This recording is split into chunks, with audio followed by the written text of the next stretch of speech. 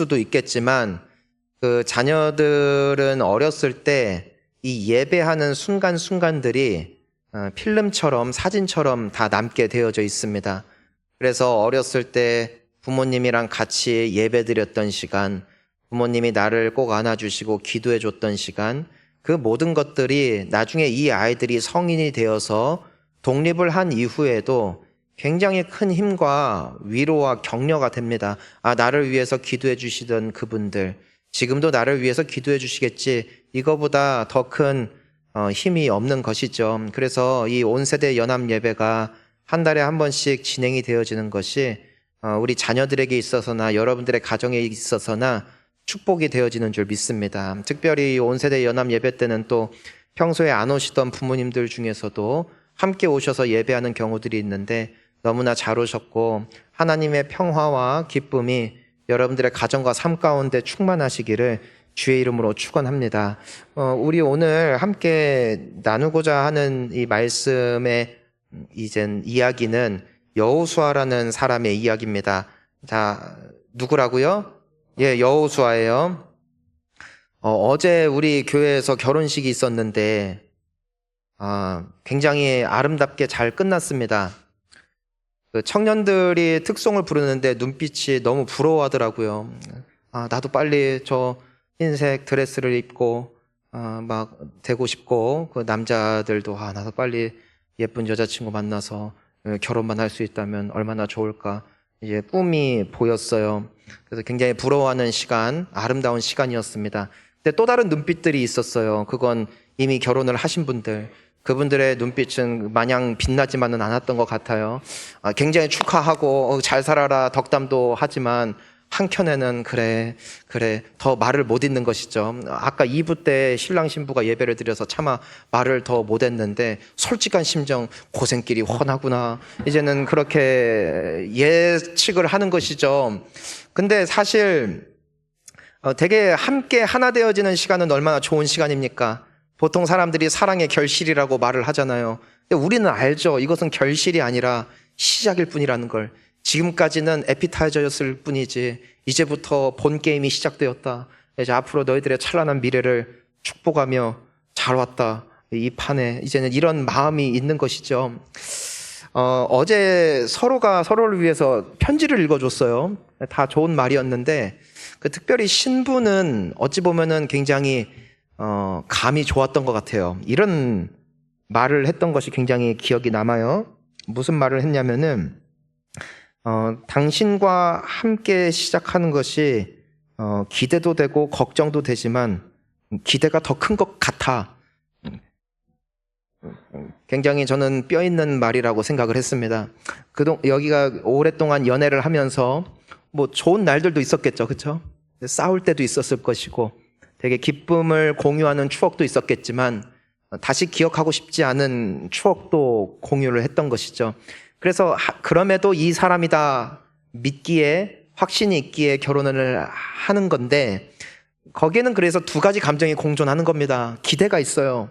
굉장히 행복할 것 같은 소망함이 있습니다. 하지만 또 한켠에는 두려움이 있는 것이죠. 걱정이 있는 것이죠. 이거는 단순히 이 결혼을 하며 한 가정을 시작하는 두 사람에게 국한된 것은 아닌 것 같습니다. 우리 모두에게도 이와 같은 불안한 일들은 언제 일어날지 알지 못하거든요. 저 어렸을 때 초등학교 2학년 때, 사실 초등학교 때는 아니고 저는 국민학교를 다녔으니까 국민학교 2학년 때입니다. 그 옛날 얘기입니다. 근데 제가 2학년 때인가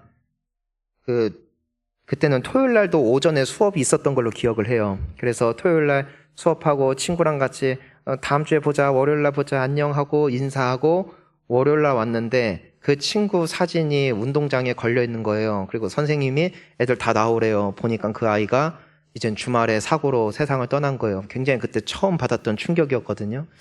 처음으로 나랑 가까운 사람을 잃어봤던 기억입니다. 그래서 그때부터 조금 불안함이 있었던 것 같아요.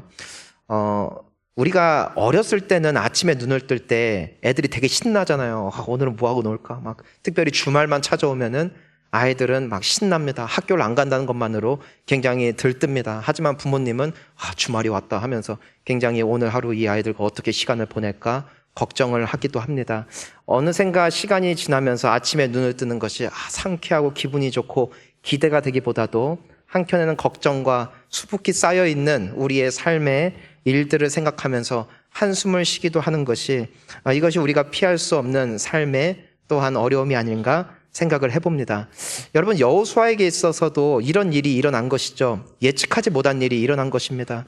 그게 뭐냐면은 여호수아가 굉장히 존경하고 따랐던 어른, 바로 모세가 갑자기 이 세상을 떠나게 된 거예요. 그런데 이것은 예측했던 일은 아니었습니다. 그러니까 갑작스럽게 찾아온 거예요. 왜냐면은 모세가 이 세상을 떠났을 때 나이가 몇 살이었을까요? 120살이었어요. 굉장히 많죠. 그런데 그때까지도 모세는 어떤 상태였느냐?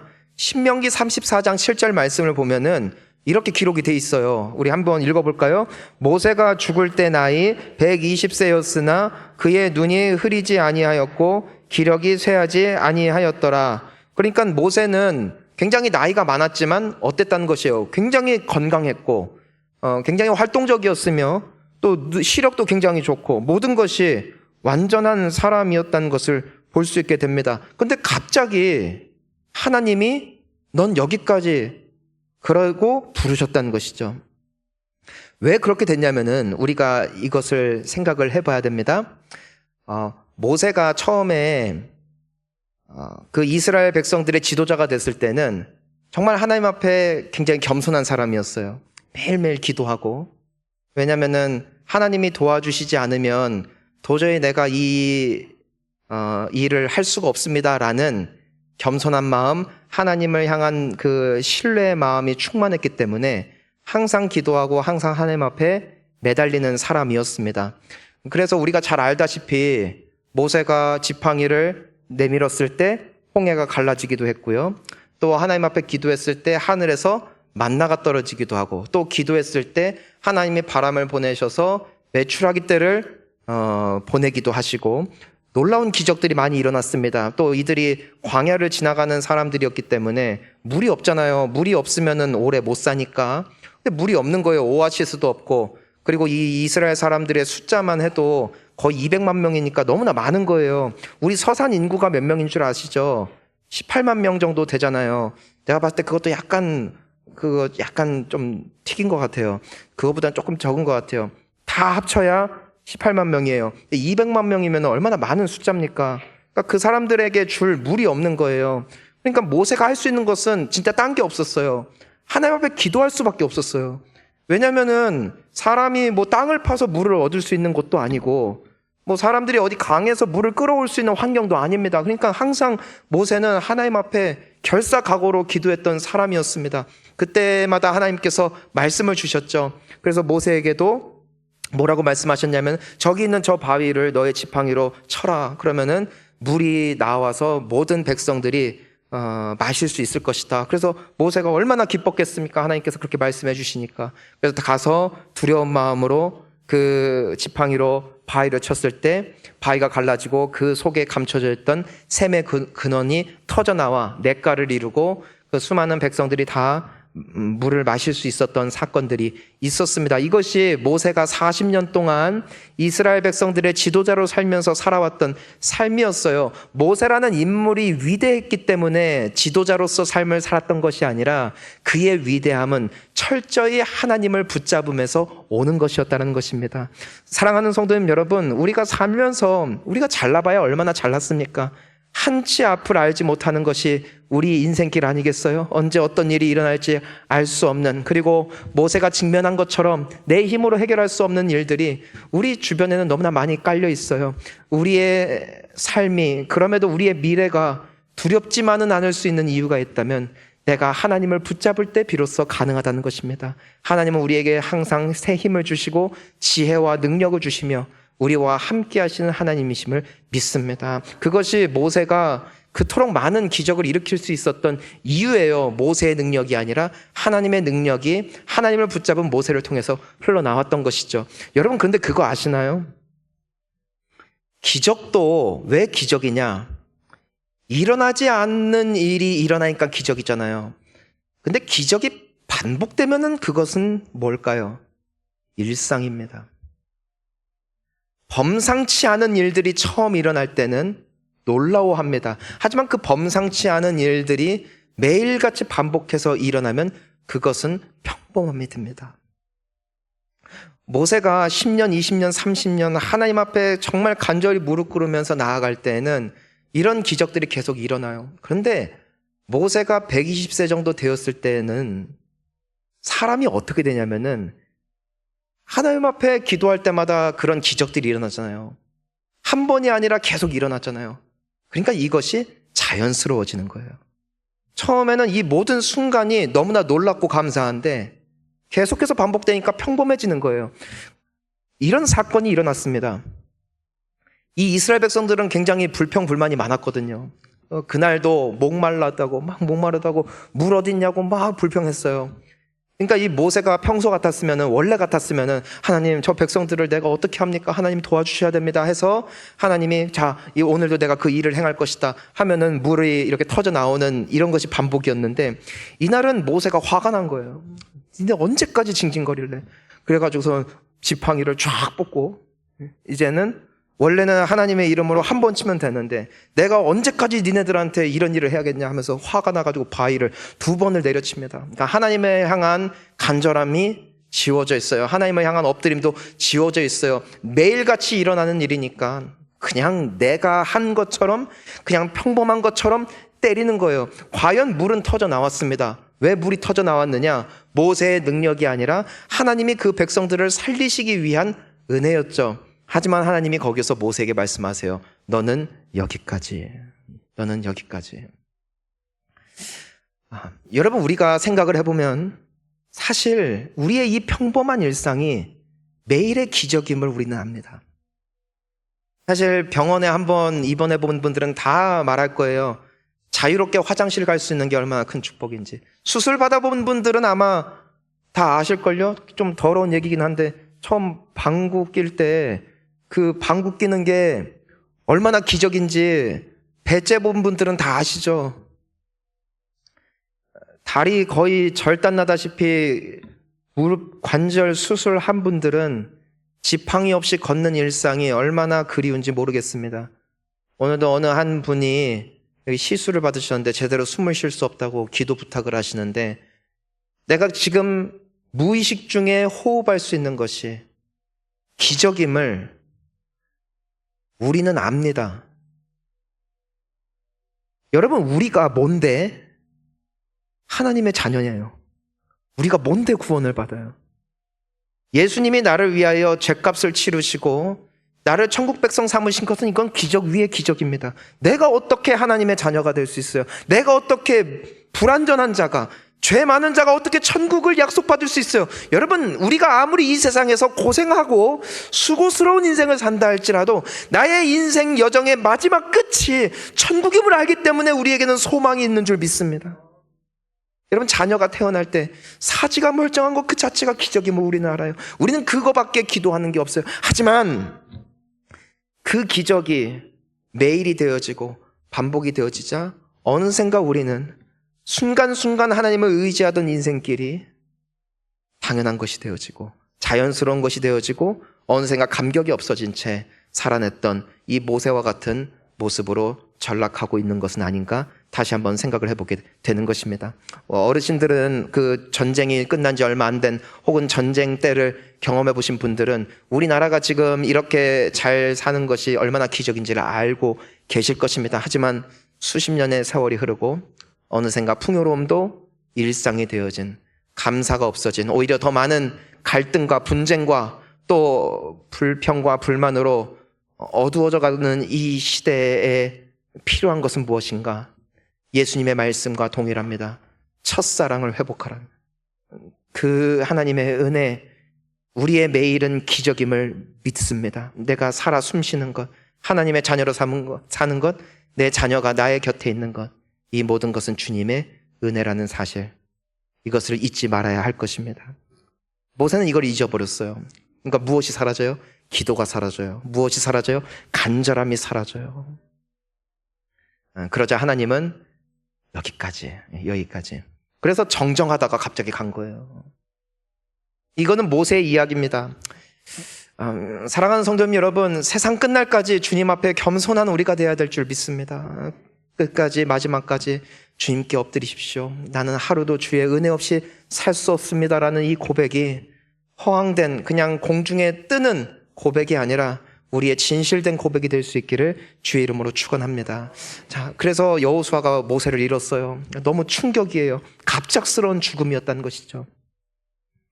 여러분, 그런데요, 인간은 참 재미있어요. 내가 의지할 만한 대상이 있으면 우리는 언제나 그 대상을 의지합니다. 누구 대신에? 하나님 대신에. 자, 여호수아에게 있어서 그가 의지했던 대상은 1차적으로는 모세였어요. 모세가 알아서 지도해주고 모세가 명령하는 거 따라가기만 하면 되니까 얼마나 쉬워요. 근데 그 의지하던 대상이 사라진 거예요. 여러분, 우리도 하나님을 믿는다 하지만 다 보험 하나씩 있죠. 그게 사람이 됐든 내 배우자가 됐든 나의 통장 잔고가 됐든 부동산이 됐든 말입니다. 사실 우리는 하나님이 필요하다는 것을 알지만 하나님을 전심으로 의지하지 못할 때가 많이 있는 것 같아요. 왜냐하면 하나님 외에 의지할 것이 있기 때문이죠. 여러분, 이것이 소위 사람들이 말하는 축복과 평안의 시대입니다. 모든 것이 안정되어 있고 모든 것이 풍요로운 시대, 그것이 사람들이 꿈꾸는 세상이에요. 하지만 그것이 정말 복일까? 생각해 봐야 될 부분인 것 같습니다. 여호수아에게 있어서는 적어도 모세가 그런 사람이었어요. 의지할 사람. 하지만 모세가 떠났잖아요. 이것은 여호수아에게 있어서 축복인가 비극인가? 사람이 보았을 때는 비극이죠. 내가 가장 의지했던 것이 사라졌잖아요. 갑자기 내가 살던 집이 날아간 거예요. 내가 모아놨던 모든 통장 잔고가 제로가 된 거예요. 얼마나 비극이에요. 하지만 여호수아가 모세를 잃음으로써 다시 돌아가게 된 자리가 무엇인가? 바로 하나님 앞에 엎드리는 자리였습니다. 아이러니해요. 있을 때는 안 찾아요. 하지만 의지할 것이 사라지자 하나님 앞에 엎드리는 것이죠. 때로는 우리의 인생 가운데 상실의 아픔을 겪게 됩니다. 때로는 내가 그토록 갈망하고 평생 추구했던 것을 놓칠 때도 있습니다. 그때 우리는 울며 불며 어찌 보면 하나님 앞에 원망할 수 있어요. 왜 이것을 가져가십니까? 이걸 다시 회복시켜 주세요. 하지만 저는 그것이 축복임을 믿습니다. 왜냐하면 나의 상실, 나의 비워진 그 자리에 다시 주님으로 채워지기 때문이죠. 여호수아는 모세로 대신했던 하나님의 자리를 다시 하나님으로 채우기 시작합니다. 그것이 오늘 본문 1절의 말씀입니다. 우리 함께 1절 말씀을 읽어보도록 하겠습니다. 시작. 여호와의 종 모세가 죽은 후에 여호와께서 모세의 수종자 눈의 아들 여호수아에게 말씀하여 이르시되. 자, 함께 읽어볼까요? 말씀하여 이르시되. 여러분, 성경을 보면서 하나님이 말씀하셨다 하면은 그 배후에는 반드시 무엇이 있다? 그 사람의 간절한 기도가 있었다.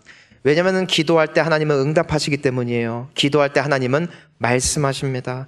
우리가 기도할 때 하나님이 일하기 시작하십니다. 그러니까 하나님께서 지금 여호수아에게 말씀하셨다라는 것은 그냥 여호수아가 멍 때리면서 가만히 있을 때 갑자기 지나가면서 하나님의 희미한 음성이 들렸다는 것이 아니라 여호수아가 너무나 두렵고 의지할 대상이 없으니까 이제 하나님밖에 없으니까 하나님 앞에 간절히 기도하는 가운데 여호와의 말씀이 여호수아에게 임했다라는 의미인 것입니다. 여러분, 예레미야서 그 29장 13절 말씀을 보면은 이런 말씀이 있어요. 우리 함께 읽어볼까요? 너희가 온 마음으로 나를 구하면 나를 찾을 것이요 나를 만나리라. 여러분, 온 마음으로 하나님을 구하고 찾는 자, 그들은 하나님을 만날 것입니다. 하나님을 만난다는 것은 무엇입니까? 하나님은 복의 근원이세요. 기쁨의 근원이세요. 행복의 근원이세요. 주님을 만나면 주님 안에 있는 그 모든 영적 신령한 은사들이 나의 삶 가운데 아름답게 꽃을 피우고 열매를 맺게 되어집니다. 때문에 세상에서 가장 완전한 복은 여호와를 주님을 가까이 하는 것이고 주님을 만나는 자가 가장 복된 것입니다. 저는 여러분들이 예배 가운데 주님을 만날 수 있기를 주의 이름으로 축원합니다. 내가 정말 주님을 만나는 예배가 되어지는 것은요, 찬양이 어떠하고 설교가 어떠하고 예배 분위기가 어떠하냐가 달린 게 아니에요. 무엇에 비결이 있다는 것입니까? 너희가 온 마음으로 나를 구하면, 아멘. 여러분들이 온 마음을 다하여 주님을 구하십시오. 그러면 주님을 찾을 것이고 만날 것입니다. 그러면 여러분들의 인생의 모든 저주는 떠나갑니다. 모든 어둠도 떠나갑니다. 빛 대신 주님이 임하시면 그 모든 어둠의 권세는 사라지게 되는 것입니다. 귀신도 떠나가는 것입니다. 주님이 오시면 됩니다. 주님이 오시면 됩니다. 아무리 어두운 곳이라도 불을 환하게 비추면 어두움은 온데간데 사라지는 것처럼 어두운 인생, 어두운 심령, 어두운 마음 가운데 빛 대신 주님이 찾아오셔서 나를 만나주시기만 하면 내 속에 있는 모든 어두움의 근원들은 떠나가게 되어지는 것이죠. 하지만 여호수아가 언제 이 마음으로 주님을 간절히 찾았는가? 언제요? 상실했을 때, 나의 안전지대가 무너졌을 때, 내가 의지하던 대상이 떠났을 때, 더 이상 내가 의지할 수 있는 대상이 없어지자 이젠 내가 바라볼 곳은 하늘밖에 없었다는 것이죠. 여러분, 재밌는 것은 아브라함도 그렇고 요셉도 그렇고 다윗도 그렇고 모세도 그렇고 이 사람들, 우리가 존경하는 사람들의 특징이 있다면 이들은 다 결핍의 사람들입니다. 아브라함은 자식 하나 없었어요. 결핍의 사람입니다. 요셉은 종으로 살았고 노예로 살았고 또 감옥에 갇혀 살았어요. 의지할 대상이 없었어요. 여러분, 다윗은요 친구가 없습니다. 그나마 있었던 요나단 떠났죠 먼저. 그리고 부모들도 버렸고 형제들도 버렸던 정말 의지할 대상이 없었던 인물입니다. 다니엘은 굉장히 괜찮은 사람인데 그의 신세는 참 딱합니다. 나라가 망해서 포로로 끌려간 것이죠. 그래서 주변에 자신의 동족들이 있기는 하지만 하나님을 예배할 수도 없고 자신들의 문화가 그냥 깡그리 사라진 거예요. 그렇게 70년을 살았던 인생이니 얼마나 안타깝습니까? 그들의 인생에는 항상 결핍이 있었어요. 남들이 가진 것이 그들에게는 없었죠. 남들에겐 당연한 것이 그들에겐 당연한 것이 아니었어요. 때문에 그들에게는 하나님밖에 없었어요. 의지할 대상이, 바라볼 대상이 하나님밖에 없었어요. 그리고 그 결과는 무엇입니까? 가장 결핍했던 인생이 가장 풍성한 인생이 되었고, 가장 실패했던 인생이 가장 성공한 인생이 되었고, 가장 절망 가운데 빠져있던 인생이 가장 기쁨의 주인공이 되어 오늘날에도 성경을 읽고 예수님을 믿는 수많은 사람들에게 귀감의 대상이 될 수 있었다는 것이죠.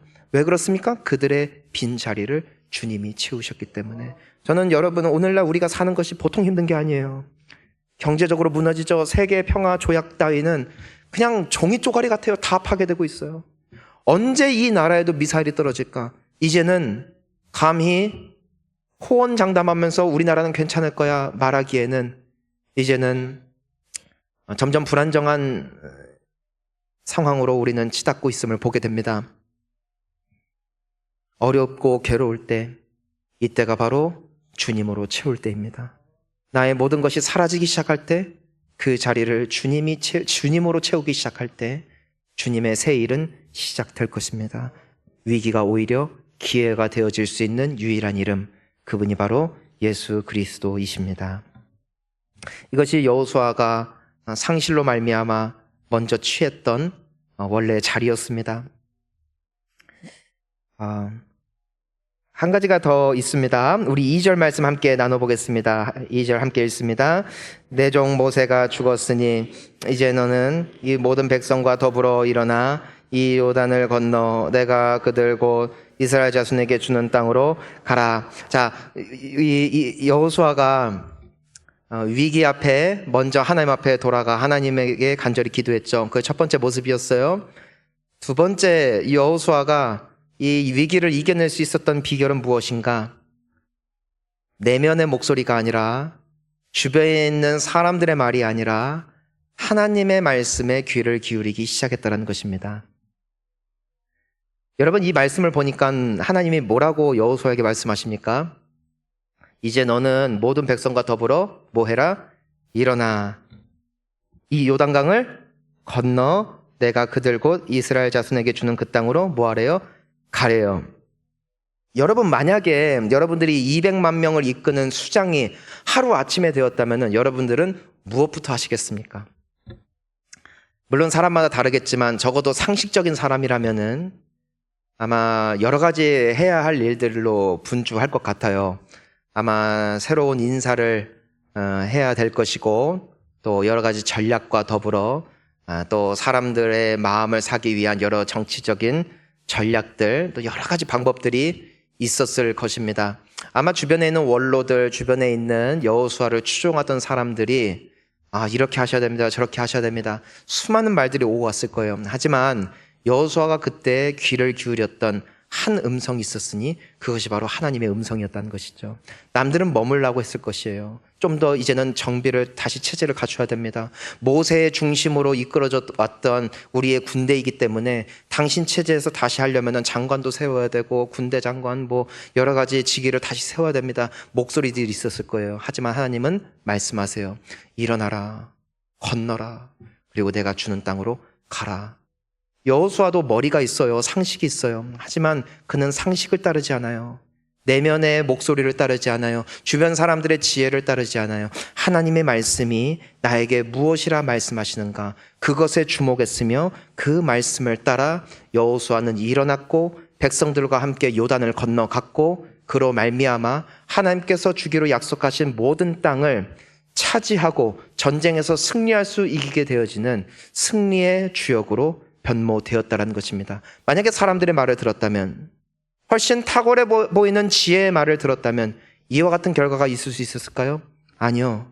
여호수아가 이와 같이 승리했고 위기를 넘어갈 수 있었던 것은 그가 어리석어 보여도, 상식에 맞지 않아 보여도 하나님의 말씀을 청종했고 따라갔기 때문에 하나님의 지혜로 승리하게 되었다는 것입니다. 여러분, 인생 살아보니까 참 재밌어요. 그게 뭐냐면은 사람은 다 바뀐다는 거예요. 우리 딸 아이들 어렸을 때 이 아이들이 그런 말을 했어요. 엄마가 물어봤어요. 너희는 누구랑 결혼할래? 아빠랑 결혼한대요. 시간이 지났어요. 절대 안 한답니다. 사람은 변해요. 저도, 우리 다 결단하죠? 막 다짐을 해요. 또 어떤 어른들은 그랬어요. 젊었을 때 남자는 부엌에 들어가는 거 아니야. 60이 넘자 설거지를 하고 있어요.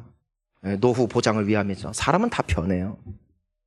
당신만을 사랑하겠어 하고 그분은 다른 사람의 아내가 되어 있고요. 또 다른 분의 남편이 되어 있는 경우가 있습니다. 당신만을 바라볼게 하면서도 또 다른 사랑을 하기도 합니다. 사람은 다 변합니다. 과거에 우리나라에서 추구했던 유교 문화, 시간이 지나니까 다 바뀝니다. 자, 오늘날 젊은 세대들이 주창하는 인생은 이런 거야, 남자 여자는 이런 거야, 사회는 이런 거야 말하죠. 놀라운 사실, 몇십 년 지나면 그것도 옛것이 됩니다. 저 기억나는 게 20대 때였나요? 처음으로 줄임말들이 나왔어요. 헐. 그래서 많은 어른들이 나도 세련돼 보이고 싶어 해서 헐, 지금도 헐 하고 있어요. 지금 헐 하면 아이들이 말해요. 딱딱 하잖아요. 근데 이것도 옛것이 됐어요. 틀리 딱딱이 된 거예요. 근데 우리는 지금도 그것이 최신식인 줄 알고 쓰는 분들이 간혹 있지요. 놀라운 게 뭔지 아십니까? 지금 이 아이들이 딱딱하는 이 아이들이 10년 지나면 이 아이들의 유행도 딱딱이 된다는 겁니다. 모든 건 흘러가요. 세상에 절대적인 것이 없어요. 모든 게 바뀌어요. 그래서 의지할 수 없는 것 같아요. 마치 출렁이는 파도처럼 고요하지 않고 단단하지 않죠. 사람들의 어떤 말을 듣는다 할지라도 오늘은 정답일 수 있는 말이 내일은 정답이 아닐 수 있어요. 이것이 세상이 우리에게 말하는 수많은 목소리들의 특징입니다. 하지만 과거에나 현재나 영원토록 변치 않는 게 있어요. 그걸 사람들은 무엇이라고 부르냐면은 진리라고 부릅니다. 그리고 진리이신 영원히 변치 않는 한 가지가 있으니 그것은 바로 하나님의 말씀입니다. 하나님의 말씀은 과거에나 오늘날에나 영원토록 변치 않는 확실한 기준이에요. 하나님을 사랑하고 이웃을 사랑하는 것, 이 세상 무엇도 파괴할 수 없는 진리라고요. 여호수아에게 말씀하신 하나님의 말씀은 진리의 말씀, 즉 사람들의 지식과 어떤 이성으로 판단하는 것이 아니라 어리석어 보이지만 하나님의 기준에 삶을 맞춘 인생 때문에 그는 이와 같은 어려움을 잘 이겨나갈 수 있었다라는 것이에요. 사랑하는 성도님 여러분, 저는 여러분들이 이 세상 누구의 목소리보다도 언제라도 바뀔 수 있는 그들의 감언이설보다도 영원토록 변치 않는 진리의 말씀을 사랑하시기를 주님의 이름으로 축원합니다. 하나의 말씀을 가까이 하세요. 하나의 말씀을 읽고 묵상하세요. 그리고 그 말씀을 따라가세요. 하나의 말씀에는 기준이 있어요. 중심이 있어요. 그것은 사랑입니다. 하나님을 사랑하세요. 이웃을 사랑하세요. 그것을 기준으로 한 모든 행동은 주님 안에서 복된 길로 인도되어집니다. 하지만 내가 어떠한 선택을 했다 할지라도 나 자신을 향한 사랑, 세상의 성공을 위한 모든 열심은 결국 실패로 막을 내리게 되어지는 것입니다. 그래서 시편 119편 105절 말씀을 보니까 이 시편 기자가 이런 고백을 합니다. 우리 함께 읽어봅니다. 주의 말씀은 내 발의 등이요 내 길의 빛이니이다. 아멘. 말씀을 맺겠습니다. 어두워져가는 세상입니다.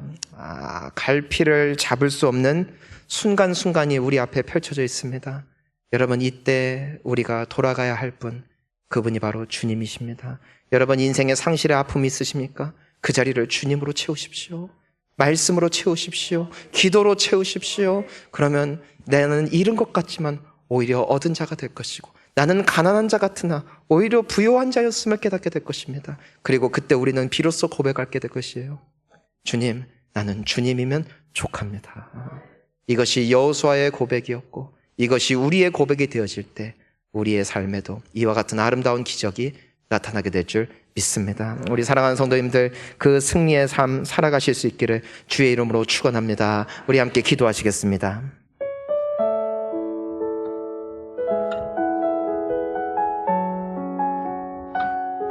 자, 이 시간 우리 함께 기도하면 좋겠습니다. 여러분, 우리는 모세가 되기 참 쉬워요. 처음에는 감격이었던 게 반복되니까 평범함이 되고 일상이 되니까 언제부턴가 기도도 안 해요. 뭐 다음날도 그러겠지예요. 네, 모세를 하나님이 불러가신 이유입니다. 이제 넌 여기까지. 여러분, 여러분 죽는다는 말 하는 것이 아닙니다. 저는 여러분들이 하나님의 축복이 되기를 바랍니다.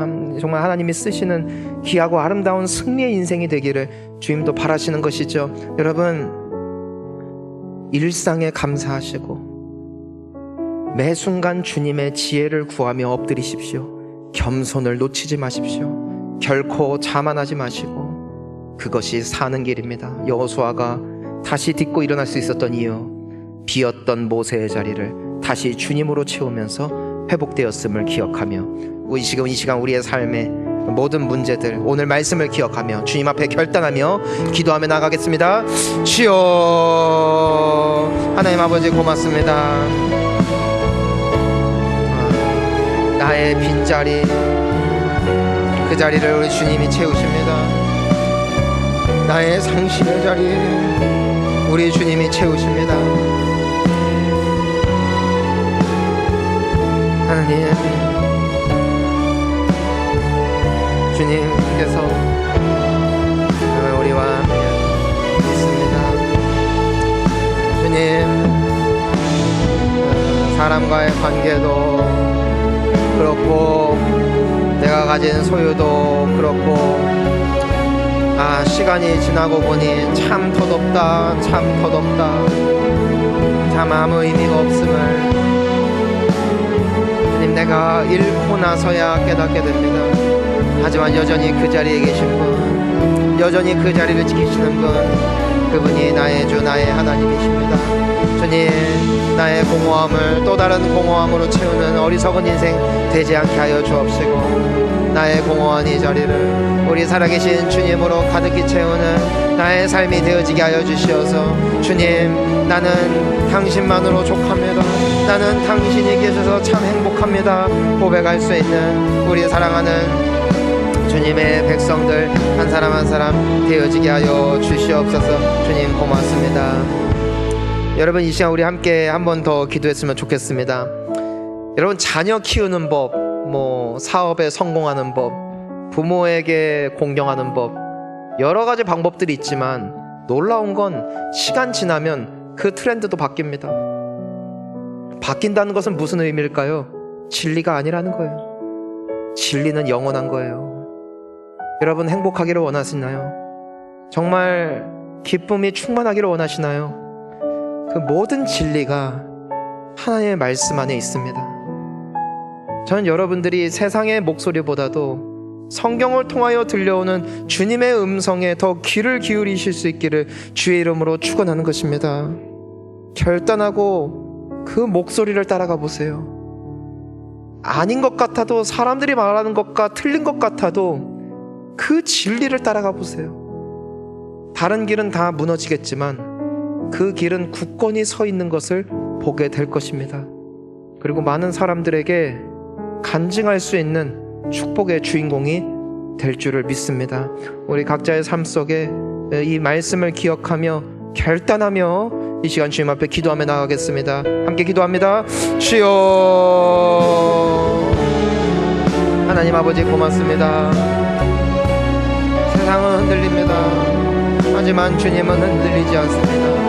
마을은 바뀝니다. 하지만 주님의 진리의 말씀은 영원토록 굳게 서 있는 말씀임을 믿습니다. 하나님, 우리가 주님을 바라봅니다. 우리가 주님을 사모합니다. 우리 주님과 함께 나아갈 수 있기를 원합니다. 우리 주님 앞에 결단하며 나아갈 수 있기를 원합니다. 주님, 나의 생각, 나의 주관, 나의 철학, 이런 개똥 철학 다 내려놓습니다. 말씀이 기준이 되고 영원토록 흔들리지 않는 진리가 기준이 된 인생이 되어지므로 주님, 우리가 가는 길이 남들이 보기에는 험하고 남들이 보기에는 죽는 길 같더라도 결국 생명의 길로 인도하시는 주님의 진리의 말씀 안에 살아내게 하여 주시어서, 오 주여, 우리 주님과 함께 승리하는 귀한 축복의 주인공들 되어지게 하여 주시옵소서. 하나님 감사합니다. 주님 고맙습니다. 영광받아 주시옵소서. 하나님 고맙습니다. 오늘 여호수아의 모습을 통해서 우리의 현실을 바라볼 수 있는 말씀 주시니 고맙습니다. 나의 텅 빈 가슴 공허한 것으로 채우는 인생이 아니라 영원한 생명 되시는 주님으로 가득히 채우는 인생 되어지게 하여 주시어서, 잃은 줄 알았지만 사실은 얻은 것이 없고, 놓친 것 같았지만 사실은 제대로 된 것을 잡게 되었다는 분명한 간증이 우리 사랑하는 성도님들의 삶 가운데 가득하고 풍성하게 열매 맺게 하여 주시옵소서. 주님밖에 없습니다. 주님 아니면 안 됩니다. 이 단순하고 명료한 진리의 말씀 꼭 붙잡고 이제 내일부터 시작되어지는 특별 새벽 기도에 오히려 이 어려운 시기 더욱더 주님으로 채우는 은혜의 시간으로 이끌어 주시어서, 이것이 나에게 절망으로 끝난 것이 아니라 절망으로 시작했으나 결국 감사와 기쁨으로 귀결되어지는 주님과 함께 날아오르는 아름다운 주의 자녀들 다 되어지게 하여 주시옵소서. 감사드리오며 이제는 우리 주 예수 그리스도의 은혜와 하나님 아버지 크신 사랑하심과 성령 하나님의 감동감화 충만 위로 교통하심이 오늘의 말씀을 기억하며 나의 삶을 주님으로 채우고 주변의 목소리가 아닌 주님의 음성 따라 가기를 결단하고 또 소원하는 우리 사랑하는 주님의 자녀들 머리 위에와 이들의 가정과 또 이 나라와 민족 위에, 또 열방에서 헌신하시는 선교사님들과 우리 사랑하는 다음 세대 위에 이제로부터 영원토록 함께 하옵시기를 간절히 축원하옵나이다. 아멘.